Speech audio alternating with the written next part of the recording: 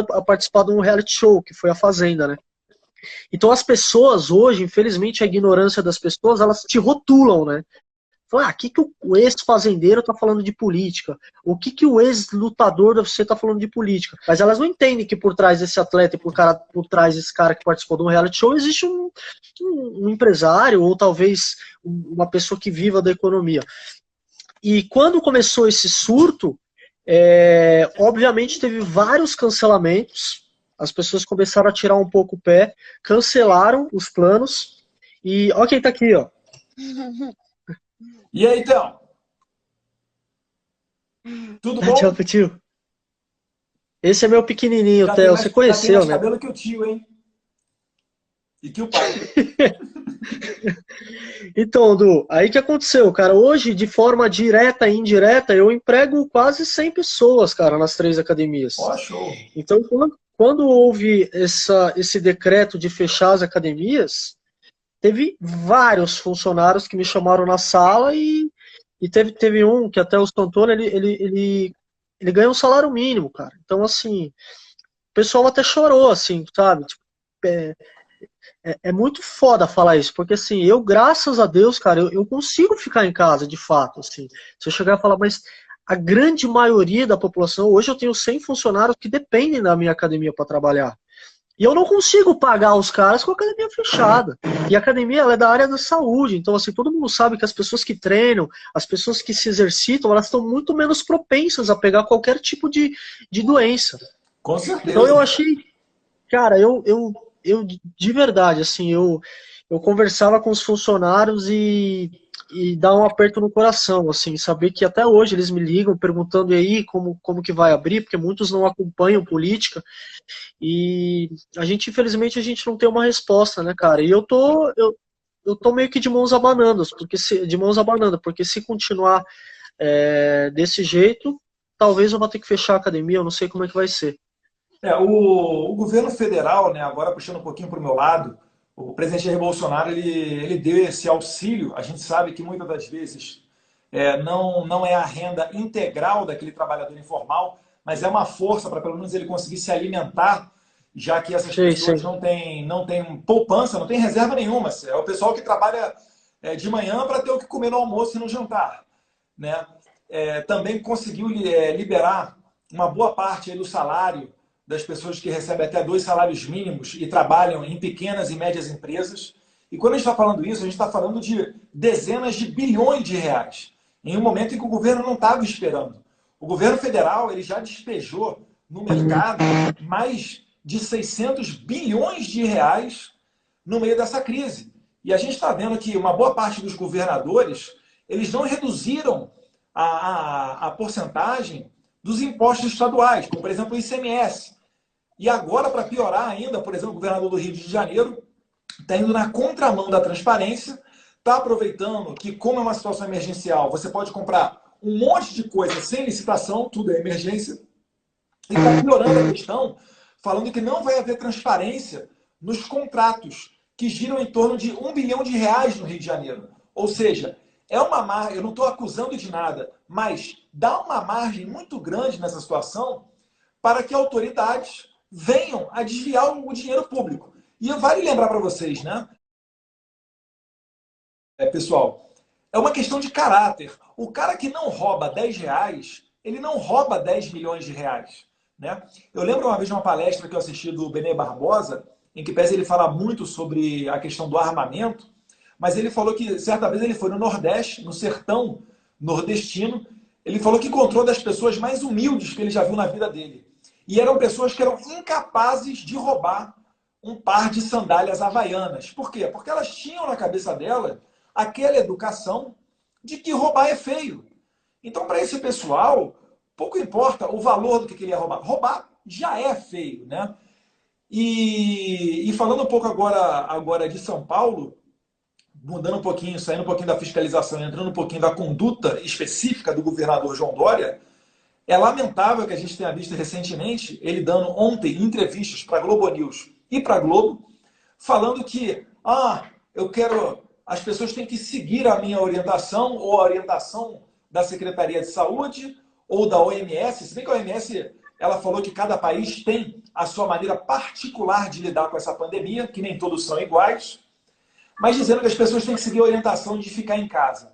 E, cara, e se, na hipótese de até segunda-feira, ele perceber que menos de 60% dos paulistas estão em casa, ele vai começar a prender as pessoas e, nas palavras dele, enviar para um presídio. Pessoal, eu vou falar para vocês uma coisa. Eu fiz faculdade de Direito.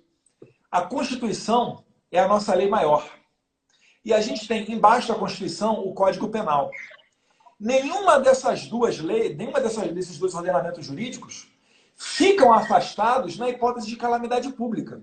O que eu quero dizer? Eu quero dizer que continua valendo o nosso direito de ir e vir, a dignidade da pessoa humana e a hipótese de você só ir para a cadeia no caso de flagrante delito ou no caso de condenação judicial, né? Então, o governador ele está se passando e é incrível como que nesse momento em que ele dá uma de ditador de dar inveja no Hitler. Ele não é questionado por ninguém na imprensa. Aquela entrevistinha chapa branca na Globo News. Ai, governador, como é que vai ser? Ai, que bom. Olha, as pessoas têm que ficar em casa. E o funcionário do sertanejo que não consegue ficar em casa porque tem que trabalhar.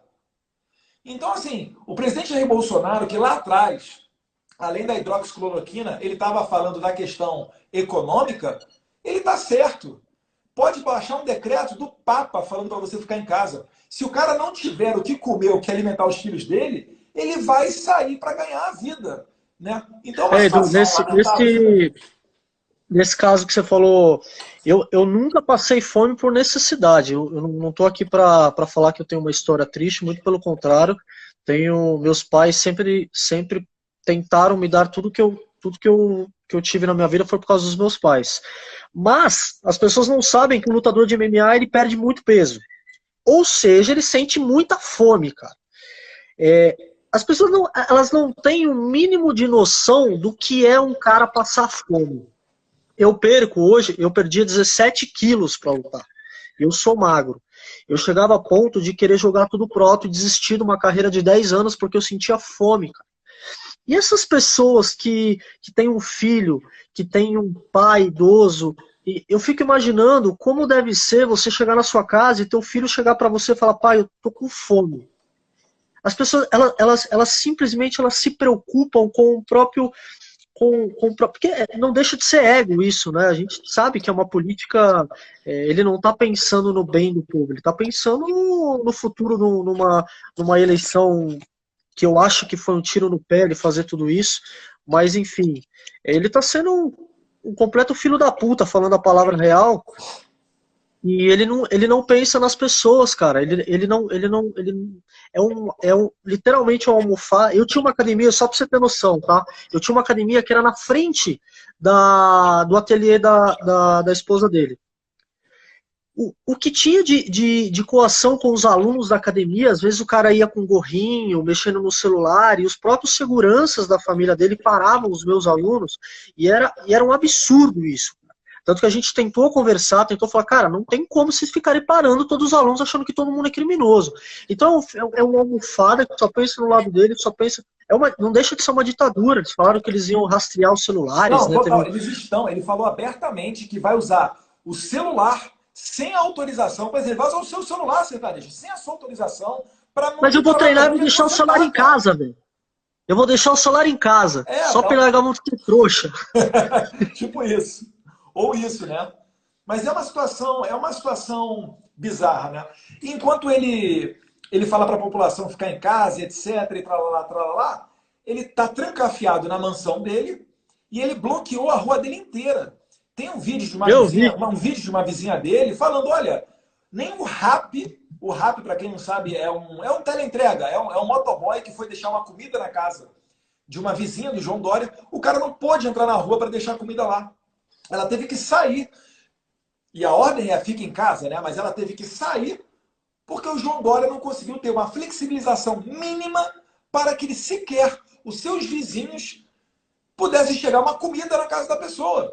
Então, assim, é um total contrassenso, uma total falta de exemplo, né? Quando o Jair Bolsonaro ele sai e foi lá em Taguatinga, foi na Ceilândia, hoje em dia ele foi visitar um hospital, O recado que ele quer dar é que ele está dando o exemplo. Ele está indo ver com seus próprios olhos aquilo que boa parte da imprensa não mostra, que é a realidade médica. A gente hoje não tem, e aí eu não vou entrar no mérito, né?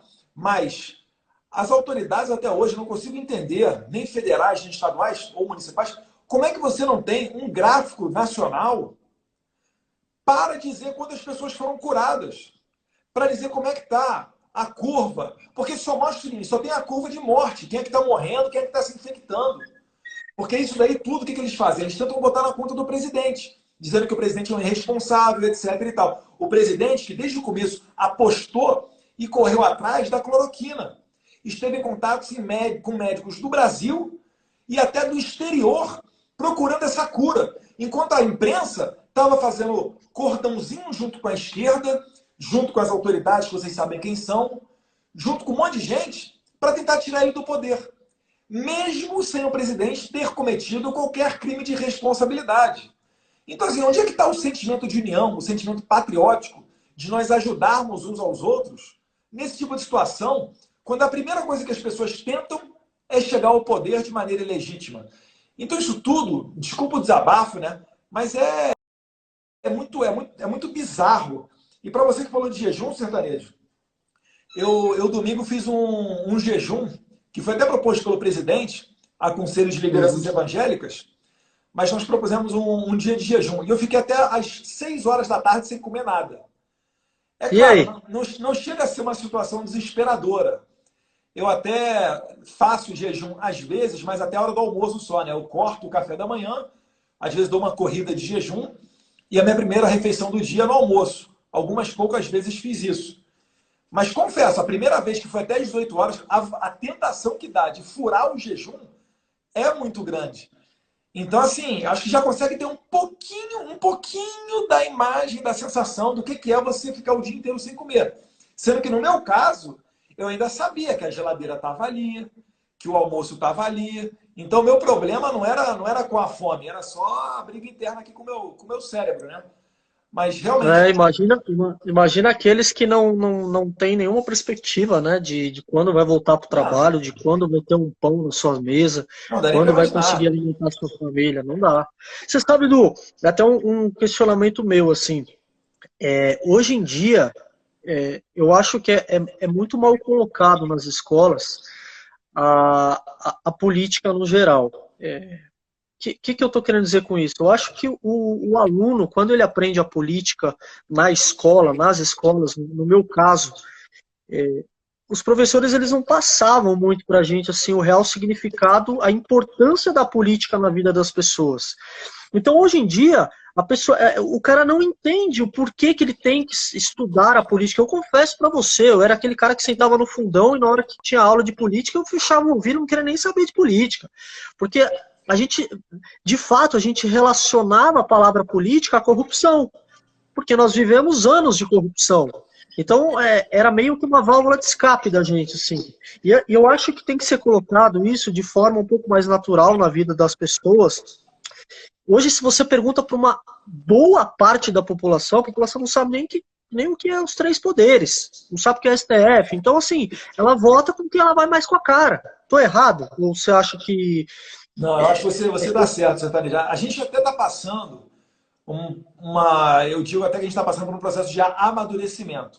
Mas se você for pegar realmente no grosso da população, as pessoas, às vezes o deputado eleito ele não tem noção de como é que é o processo legislativo e qual é a atribuição de cada poder. Quanto mais exigir isso do cidadão comum.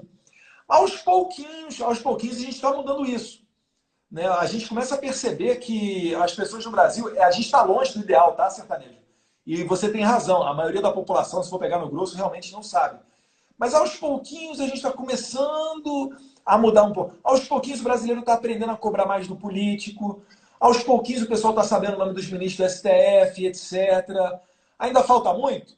Com certeza, ainda falta muito. Mas a gente está caminhando nesses passos. E você tocou num ponto interessante. Se todos nós acharmos que a política é só coisa de corrupto e ladrão, todo mundo vai virar as costas para o Congresso, para a presidência e para os poderes. Só que tem uma coisa, eles vão continuar lá e vão continuar te governando. E o cara que não tem escrúpulos, o cara que quer roubar, meter a mão e etc., esse cara tá pouco se lixando, ele vai entrar lá, ele vai fazer acontecer, ele vai mentir para chegar lá. Então, assim, eu sempre incentivo as pessoas a entrar na política, eu sempre incentivo as pessoas a... Eu sei que a gente é trabalhoso, poxa, o cara tem o trabalho dele, o cara tem o filho dele, pô, chega à noite ainda vai ter que se ligar o que está acontecendo na política, sabe? Mas, meus caros, quer queira, quer não, as nossas vidas passam pelo Congresso Nacional. Então não vira as costas não, porque alguém que gosta muito de política vai acabar te governando. Exatamente. Eu uso um termo, às vezes eu faço uma comparação, é um pouco meio supérflua, mas em relação às armas, né? Que a gente chega e fala, pô, mas você pega um ser humano, você leva esse cara para um stand de tiro. Vamos supor, eu estou fazendo uma analogia. Aí você pega esse cara, o cara chega lá, faz o curso de tiro, o cara fala, puta, mas eu não gosto de arma, cara. Na verdade, eu vi o curso, mas eu não gosto, não vou ter arma. Só que eu acho que antes disso, você tem que passar para o cara a importância de se ter uma arma. Cara, hoje em dia a gente vive num país que a criminalidade está aí, todo mundo sabe, não precisa falar. Hoje pode entrar um filho da puta na sua casa, te roubar, matar tua mulher, estuprar teu filho. Aí se você passa a importância de se ter uma arma dentro da casa, a pessoa começa a prestar um pouco mais atenção no curso. É isso que é a política, né? Você tem que entender o porquê que você tem que entender a política. Porque a política faz parte da sua vida, da economia, da segurança, da saúde. Para o jovem hoje em dia, hoje a gente vê vários, cara. A Lucilene fez uma live com o Nicolas, do Direito Minas. Ah, muito bom, muito bom. Meu, o moleque é um crânio, cara. Esse moleque tem futuro, hein? Ele manda muito bem, eu Super sigo ele nas entende de... redes. Então, você vê que o moleque assim, é um super representante da direita e dessa molecada que tá vindo forte também, né? Então eu acho que é o que você falou, tem as pessoas estão mudando um pouco a sua visão da política, isso é bacana. Você acha que essa geração que está vindo é uma geração que pode, de fato, mudar o país? Eu acho que sim, sertanejo. Numa democracia, as coisas sempre caminham de maneira mais lenta. De maneira nenhuma eu estou falando que a gente tenha que optar por um regime autoritário, tá? É Até um porque eu estou sendo bem, processo mais lento, né? eu tô sendo bem crítico dessas medidas autoritárias por parte de governadores, como do Rio de Janeiro. A gente viu prendendo uma menina de biquíni que estava sozinha na praia. Ela estava embaixo do calçadão, praticamente se escondendo para tomar um pouco de sol, que faz bem, é vitamina D, né? Que acaba prevenindo até contra o coronavírus. Ela tomando banho de sol com máscara ainda, né? Mas, enfim, eu acho que em 2013 teve uma grande manifestação que acabou angariando toda a revolta da população, né? Aquilo que começou por 20 centavos no preço da passagem de ônibus acabou levando para as ruas pessoas que estavam indignadas com o envio de dinheiro para Cuba, estavam indignadas com a corrupção no país, com esquemas de corrupção nos fundos de pensão, era Previ, Postales, Petrolão, Mensalão, etc. E aí e acabou que, nesse momento, sertanejo, nós conservadores, a gente acabou furando um bloqueio da esquerda. Porque o brasileiro só saía de casa para ir para a praia, para ir para o estádio de futebol ou para viajar. Quando tinha alguma coisa na rua, raramente, né, era a esquerda que estava ali. E era aquela militância organizada, né? Vamos lá, pão com mortadela. Então, em 2013, quando teve essa manifestação pelos 20 centavos, a gente acabou percebendo que, olha, dá para ir para a rua, dá para pressionar os políticos, e os políticos ouvem a população na rua, funcionam através de pressão. Tanto que uma chamada PEC 37 passou a ser chamada de PEC da impunidade, e ela foi sepultada no Congresso Nacional. Depois disso, o que veio? Veio impeachment. E nós vimos aí as maiores manifestações de rua da história do Brasil, né? Em apenas um dia, a gente colocou muito mais do que 4 milhões de pessoas nas ruas do país inteiro. E sem quebrar uma janela, sem criar uma confusão para a Polícia Militar, todos nós juntos retiramos a presidente mais corrupta da face do planeta Terra. E aí, em 2018, a gente conseguiu eleger um cara que não gastou nem R$ 1 milhão na sua campanha, que sempre foi do baixo clero do Congresso Nacional.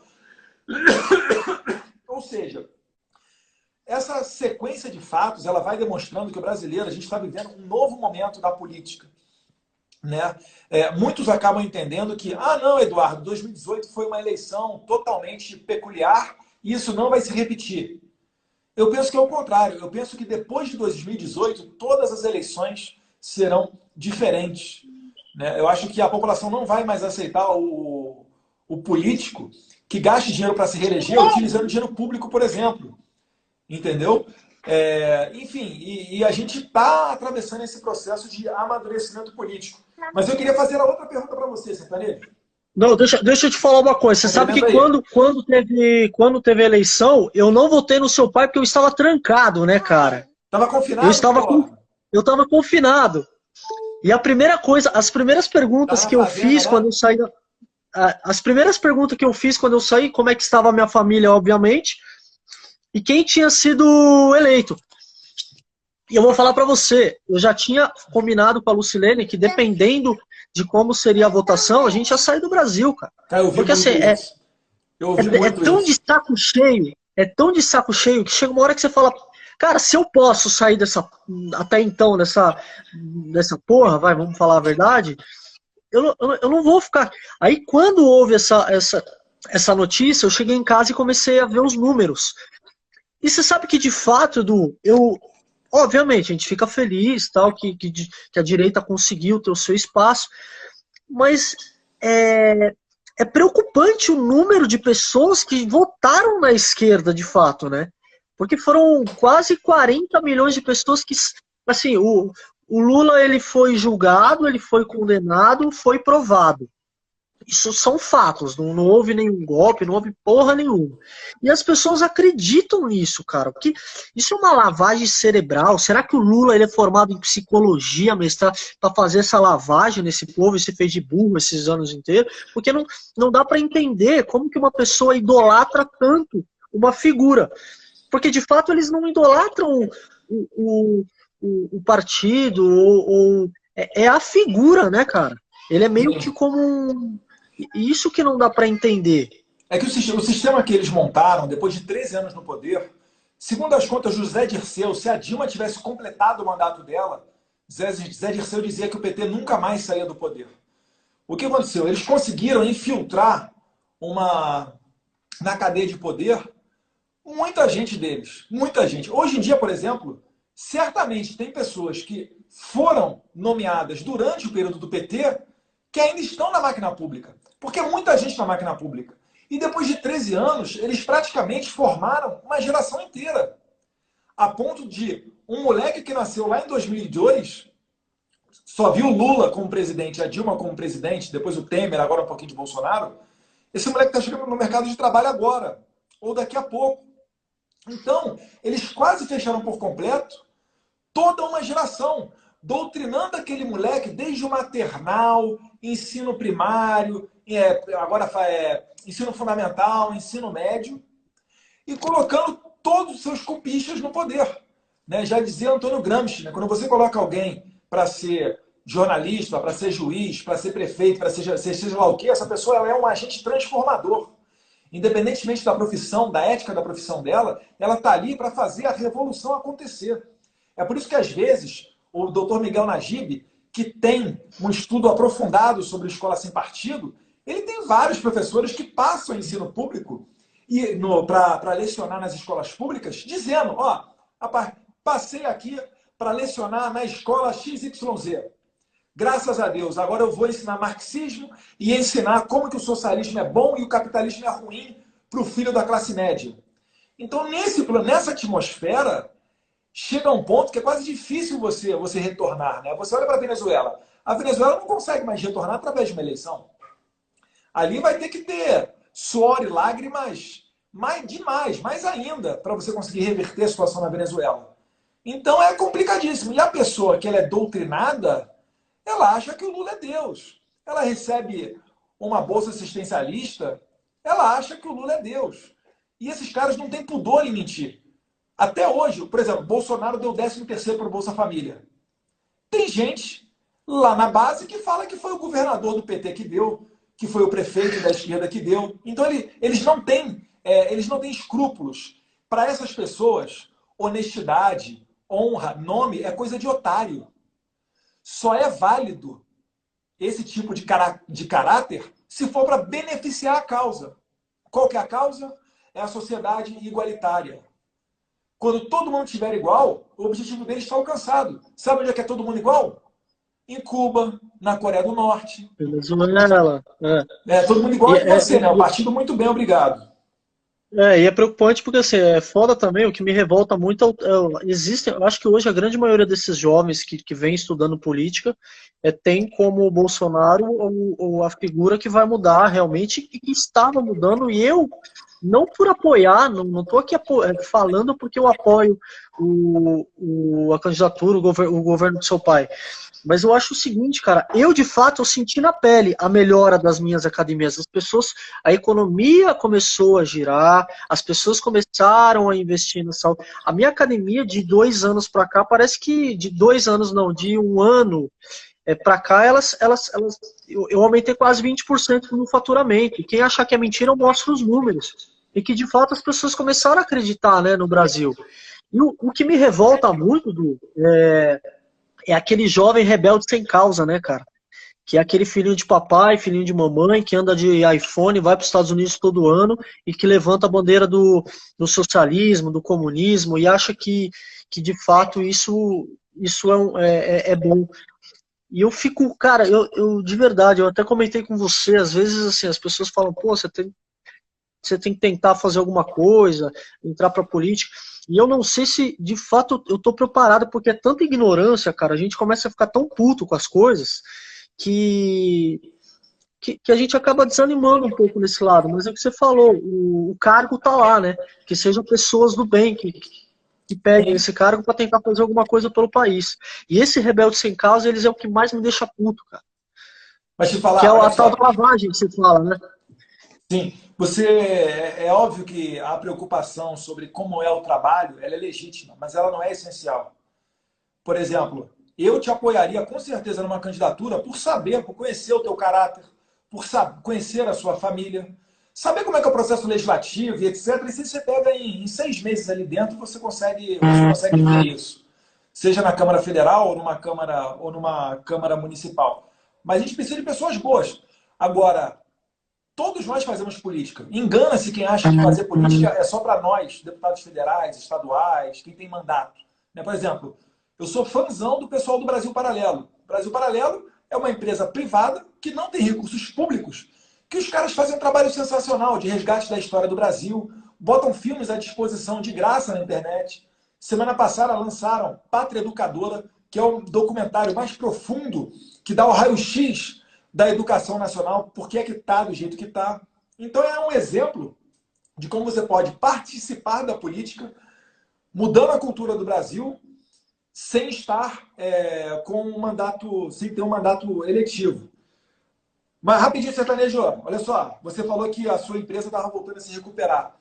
O Brasil, ano passado, ele passou a ser o 4º país no mundo que mais recebeu investimento estrangeiro. Exatamente porque nós deixamos de frequentar as páginas policiais e agora nós temos um presidente sério. Quem é que vai querer botar o seu dinheiro num país lameado de corrupção? Não tem como, né? Então, parabéns para você que votou no Bolsonaro. Mas a pergunta que eu quero te fazer é a seguinte. Eu percebo que o Jair Bolsonaro tem muito apoio no meio do pessoal da luta. Você sabe dizer por quê ou atribuir alguma coisa? Porque você olha, você tem vários lutadores, né? Royce Gracie, Renzo Gracie, Anderson Silva, Ronaldo Jacaré, poxa, você mesmo. Por que vocês aí da galera do UFC gostam do presidente? Borrachinha? Primeiramente, eu tenho um gurizinho que subiu no meu pescoço aqui. Eu não sei o que ele tá fazendo aqui, cara. O que você tá fazendo aí, moleque? Tá te ajudando aí na live. Cara, você sabe que eu acho que assim, o lutador em si, no Brasil, ele é muito patriota, né? A gente defende muito assim o Brasil e eu tinha muito orgulho, cara. Um dos meus maiores orgulhos era poder entrar com a bandeira do Brasil e mostrar que ali existia um cara que lutava não só por mim, como pela nação brasileira. E a figura do seu pai é exatamente isso. É um cara extremamente patriota, que quer trazer os princípios, a ideologia de família, o patriotismo, aquele orgulho de vestir a camisa não do futebol, mas de poder Sim. vestir a bandeira do Brasil, cara. E eu lembro que que quando teve a especulação que seu pai iria se candidatar, o meio do MMA sempre se falava, e te falava, caramba, cara, a gente tem que apoiar, porque de fato é o cara que representa o que o brasileiro quer, é o cara que quer levar o Brasil para uma potência mundial, é o cara que quer trazer o capitalismo, que de fato o capitalismo não é uma coisa ruim. O governo de direita, ao contrário do que muitos pensam, isso eu estou falando de uma forma mais, eu não sou tão entendedor assim da política, mas ao meu ver, essa ideologia de direita, ele quer que todos sejam ricos, né, cara? Tipo, essa ideia de que não, porque a direita não quer dividir com os pobres, muito pelo contrário, a direita quer que as empresas gerem empregos e, consequentemente, todas as pessoas possam se enriquecer. E as pessoas não entendem isso, cara. Então eu acho que por isso que o atleta hoje apoia muito, e por isso que eu sempre levantei a bandeira, e você sabe que como o UFC ele é linkado com a Rede Globo, você sabe que teve uma época que a gente foi meio bloqueado ao falar de política, né, depois da luta. Eu não sei se já comentaram isso com você. Não chegaram a comentar frontalmente, mas todo mundo percebeu. Mas pode falar. Não, então, foi literalmente isso. Falou, vocês não podem falar de política, não pode falar de Bolsonaro, não pode falar de nada. Acabou a luta. Se falar de política alguma coisa, não pelo UFC, mas por ter uma emissora que comprou os direitos do UFC. E todo mundo sabe que quem fez esse corte de liberdade de expressão foi a Globo, cara. Porque assim, quem foi? Foi o UFC. Por que lá fora você pode falar e aqui você não pode falar? Estranho, né? Então você entende que já começou ali uma, entre aspas, uma ditadura? Porque, pô, você não pode falar o que você pensa, você não pode apoiar quem você quer. Uhum. Então acho que por isso que a gente tem um carinho enorme, e não é pela figura, ao contrário do que a esquerda faz. Hoje eles só sabem atacar a gente falando que é gado, né? Porque de fato a gente não defende a figura, embora seu pai seja uma pessoa extremamente carismática, fala o que o povo de fato quer, as pessoas defendem a ideologia dele, cara. É o que de fato a gente... Exatamente. Para ver, o capitalismo ele existe desde que o ser humano é ser humano, né? É desde os tempos do escambo. Vamos lá, aquele exemplozinho bem típico. O carpinteiro produz 20 cadeiras por mês, mas ele não se alimenta de cadeira. Então o que ele fazia? Ele trocava 2, 3 cadeiras por um boi para poder comer o boi. Né? Depois veio o papel moeda, depois vieram os bancos. Lembra até o soldado, ele era pago com sal. Enfim, veio o ouro, padrão ouro. Então, uma ordem espontânea veio crescendo até a gente chegar nos dias de hoje. Isso é o capitalismo.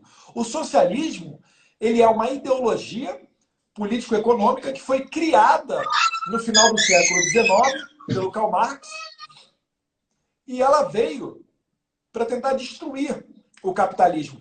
Mas é um sistema econômico espontâneo, que é o capitalismo. Outro é um sistema social, político, criado, não é uma ordem espontânea.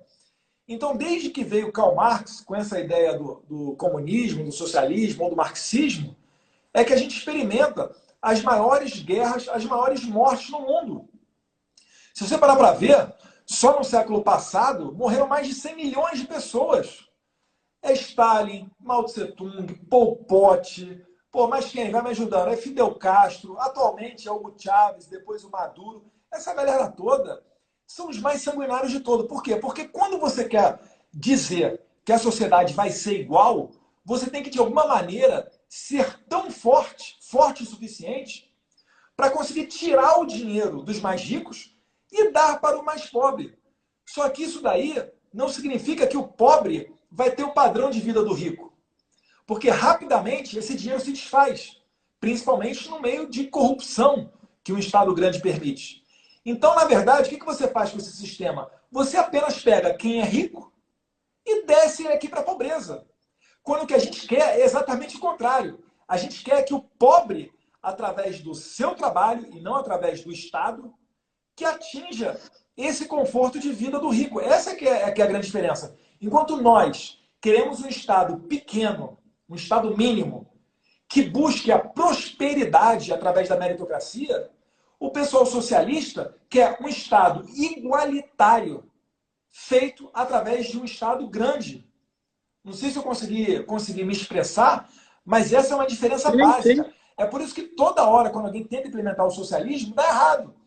O Hugo Chávez tentou botar aí o bolivarianismo, ou socialismo do século XXI, mas antes dele teve o trotskismo, antes dele teve o marxismo, e é sempre, de um para outro, vai morrendo milhões de pessoas. Então a gente tem que parar com isso e se espelhar nas nações prósperas, como Japão, Israel e Estados Unidos, né?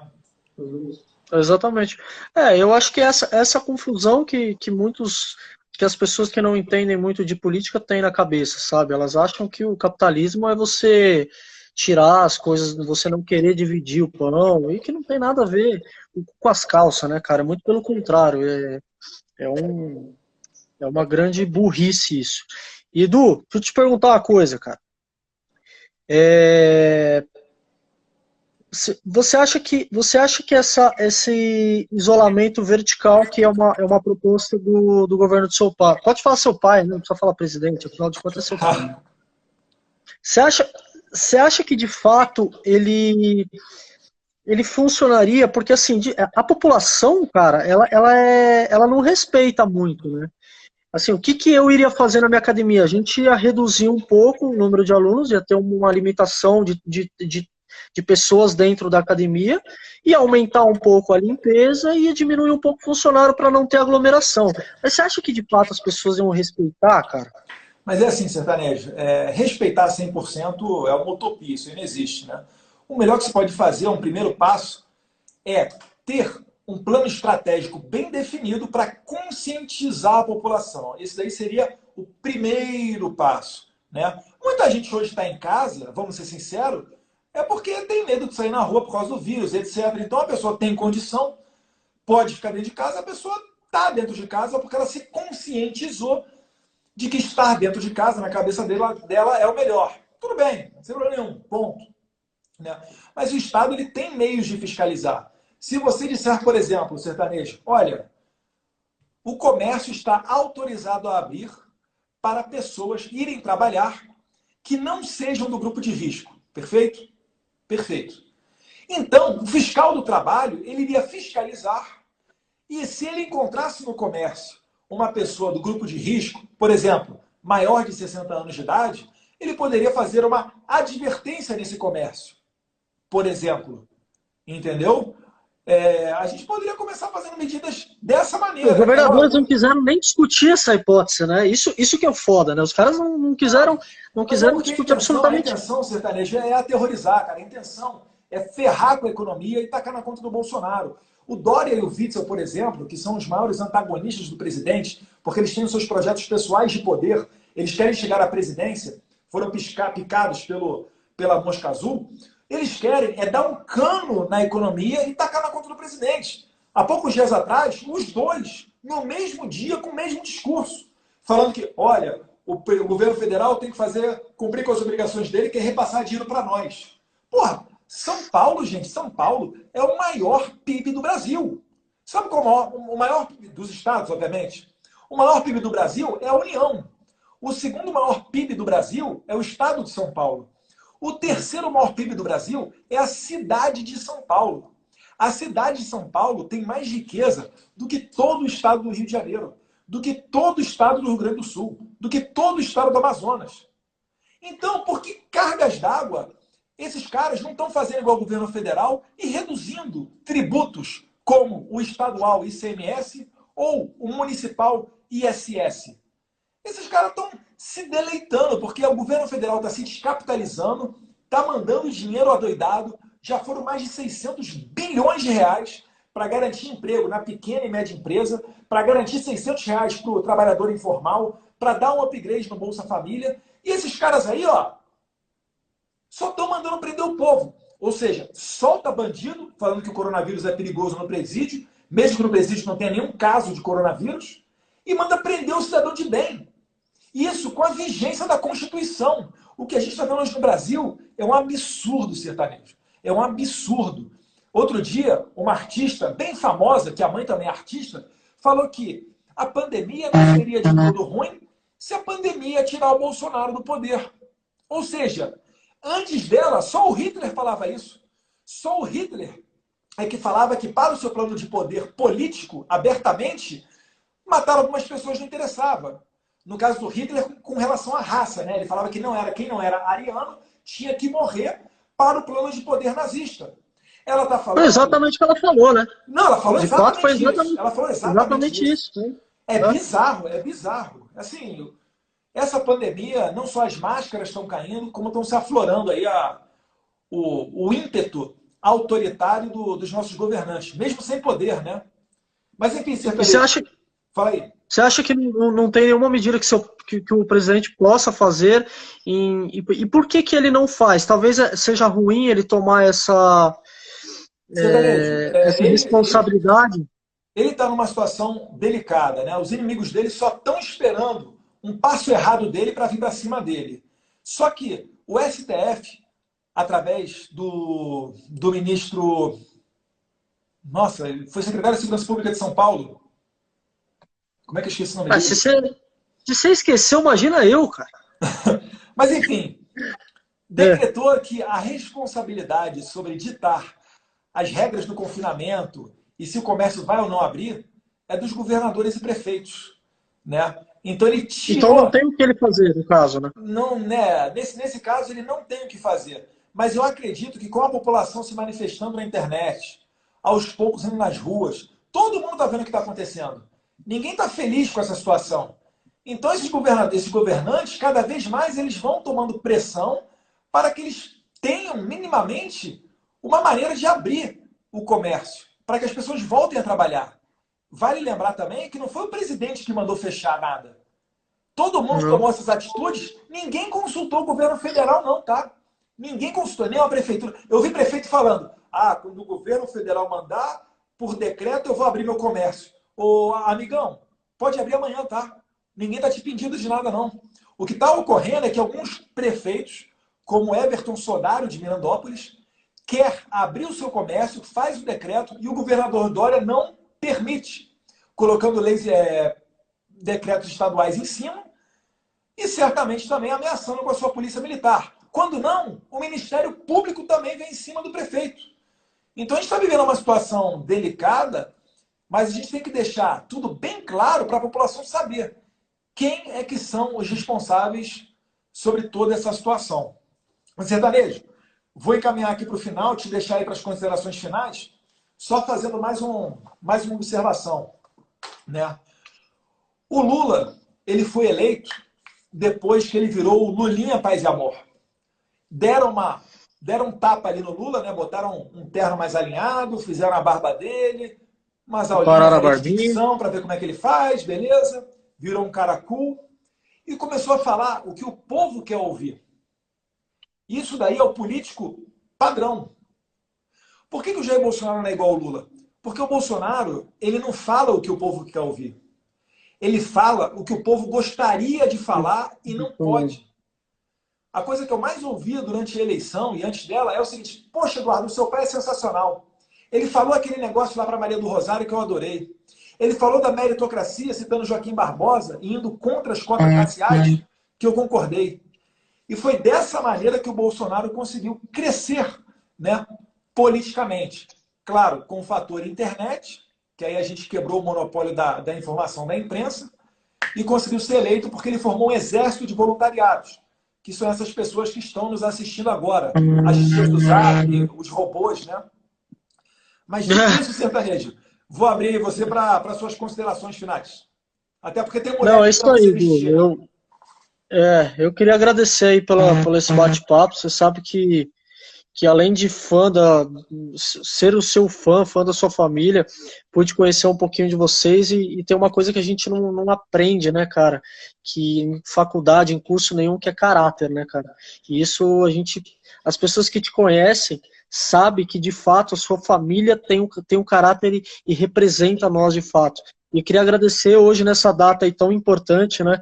Você tirou um tempinho para bater um papo comigo. Contem comigo, contem com o Brasil. Eu acho que estamos no caminho certo.